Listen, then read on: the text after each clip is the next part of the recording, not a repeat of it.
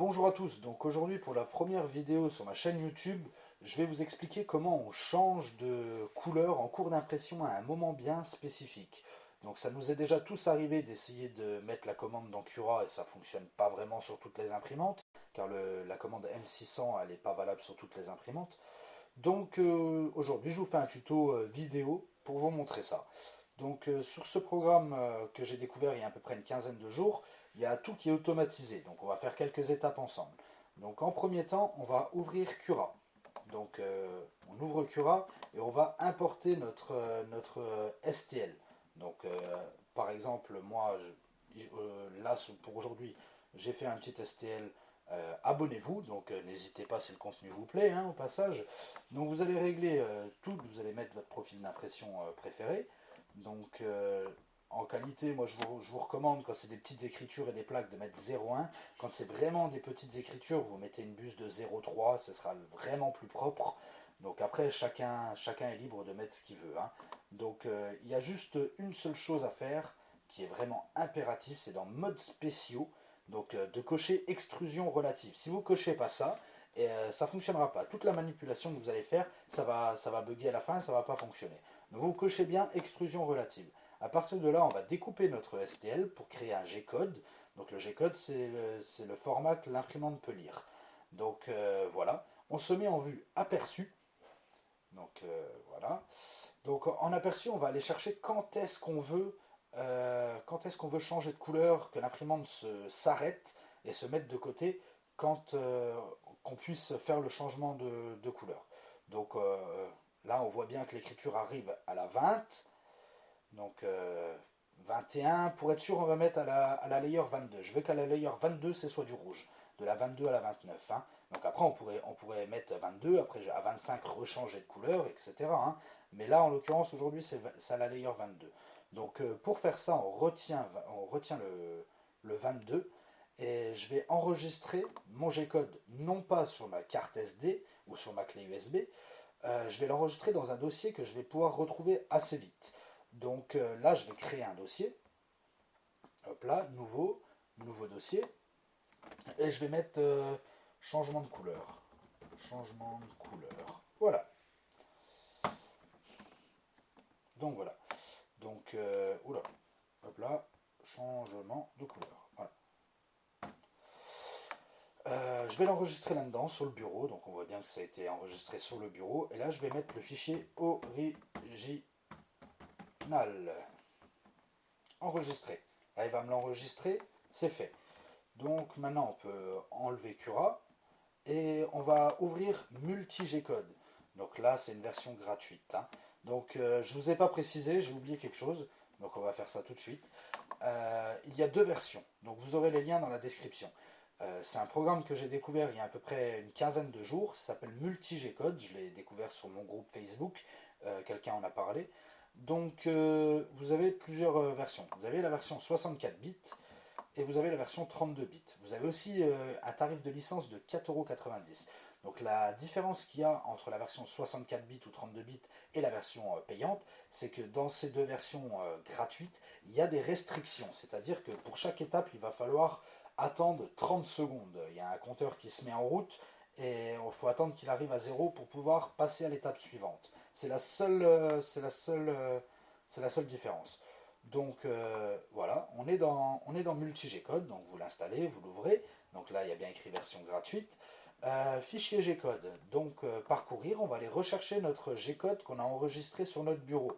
Donc sur notre bureau, il est dans porte-clés, non. Test, non. YouTube, non. Changement de couleur. Original, voilà.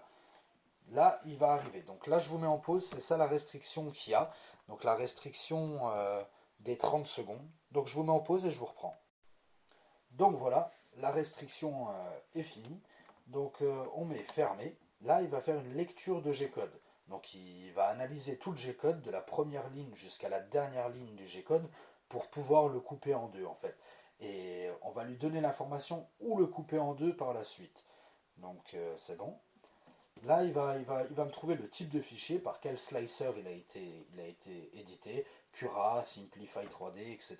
Le nombre de lignes du G-code, donc pour cette étape-là, pour ce qu'on va faire, on n'en a pas vraiment besoin. Ce qu'on va avoir besoin, c'est le nombre de couches. Donc là, en l'occurrence, il y en a 29. Donc si vous allez dans Cura, vous voyez bien que ici, il y a 29 layers, donc 29 couches. Nous, on veut qu'elle se change à la 22. Voilà. Donc voilà. La deuxième étape, ça va être le mode. Donc ça dépend des imprimantes. Pour aujourd'hui, on va faire le mode sans le BL Touch avec des imprimantes telles que la CR10, la Ender 3, la Artillery, la AlphaWiz, les Anet, etc. Toutes les imprimantes fonctionnent sans BL Touch. Il faut que quand ils fassent un auto-home, donc qu'ils remettent ses points à zéro, ça aille se faire dans le coin, ou avant gauche, ou arrière gauche, mais il faut vraiment que ça se fasse dans le coin. Donc vous mettez ici en manuel, donc vous cliquez dessus, ou vous allez sur la petite flèche ici. Donc voilà. Maintenant on veut ajouter une couleur, donc c'est ce qu'on veut faire. Il y a de nouveau une restriction, donc je vous mets en pause.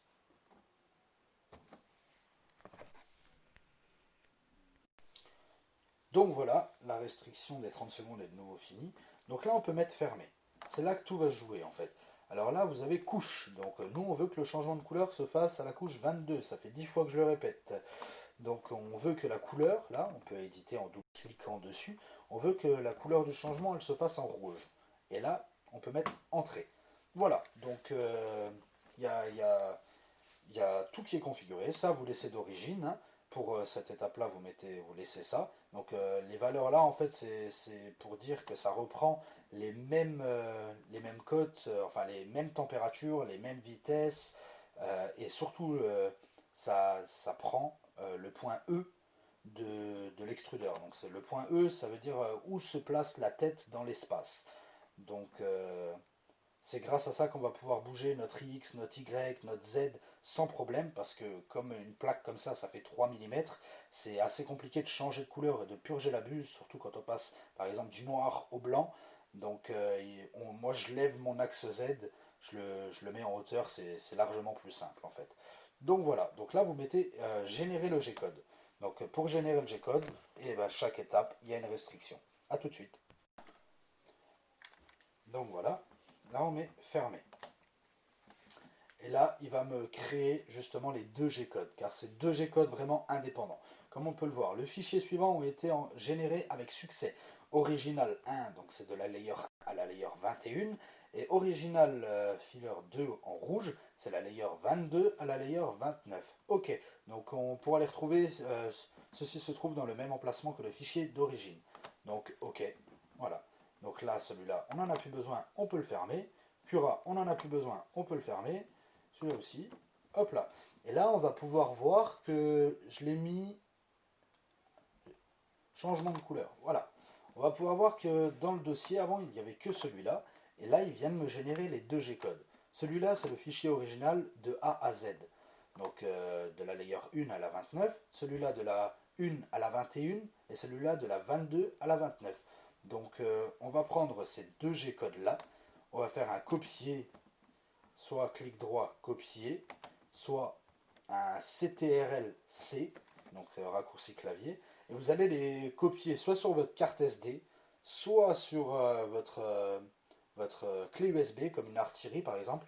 Vous allez en fait les copier sur votre moyen de transfert à l'imprimante. Et donc on va se retrouver sur l'imprimante, et je vais vous montrer tout ça en temps réel. A tout de suite. Là, les menus risquent de ne pas être les mêmes, c'est un firmware personnalisé. Vous allez dans votre carte SD, donc vous voyez, il y a les deux G-codes. Donc le fichier de la layer 1 à la layer 21 et le fichier de la layer 22 à la layer 29. Donc à partir de là, je vais prendre sur mon premier G-code et je vais lancer mon impression. Donc à partir de là, ça va commencer à s'imprimer. Je mets un petit coup de flamme. Je suis à côté d'une fenêtre en fait et j'ai peur que ça se décolle. Donc ça aide beaucoup sur du verre à adhérer. Donc c'est du verre qui est poncé. Il y a une bonne vidéo sur YouTube qui explique ça. Donc prochainement je vais recevoir un plateau. Je vous en parlerai, je vous spoil pas trop la chose, mais un plateau apparemment qui est génial. Donc ben voilà, donc on attend la prochaine étape. A tout de suite. Donc voilà, donc là l'imprimante s'est mise à l'arrêt, donc le G-code, le premier G-code c'est terminé. Donc les températures se sont gardées. À partir du moment là, il n'y a pas beaucoup de... Je vais pouvoir bouger mon axe X, mon axe Y et mon axe Z. Donc ma tête, mon plateau et ma hauteur. Je vais faire le changement de couleur de gris en rouge et je vous reprends tout de suite. Donc le changement de couleur a été fait. À une main, c'est filmé avec mon téléphone, à une main, c'est pas possible. Donc je rebouge tout pour bien vous montrer qu'on peut tout bouger, c'est vraiment simple. À partir du moment là, moi je vais le remettre dans le coin comme ça pour que ça aille plus vite. On va retourner dans l'imprimante, on va faire comme si on lançait un nouveau G-code. Donc dans impression, je vais aller dans le deuxième et je vais mettre imprimer. Donc là, ça a mis un petit peu de temps.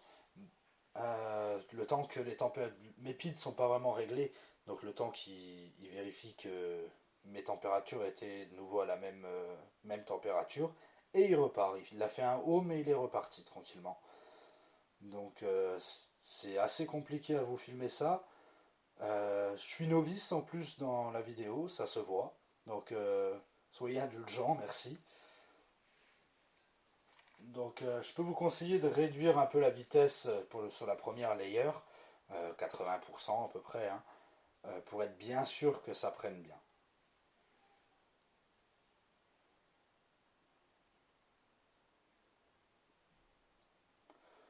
Donc là j'ai coupé parce que je me suis aperçu que, que le fil, le PLA, n'était pas enfoncé à fond. Donc voilà, donc mes erreurs je les partage aussi. Donc j'ai arrêté l'impression et directement, et comme ça au moins on peut reprendre et on peut voir que ça reprend exactement au point de départ, quoi, hein. Et là le changement de couleur il a été fait.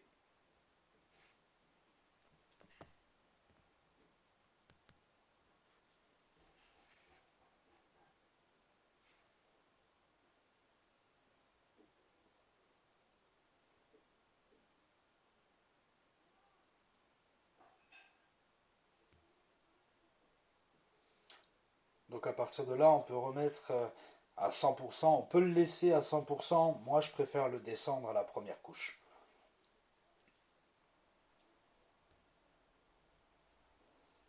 Donc le rendu final, je trouve que ça a vraiment un rendu propre.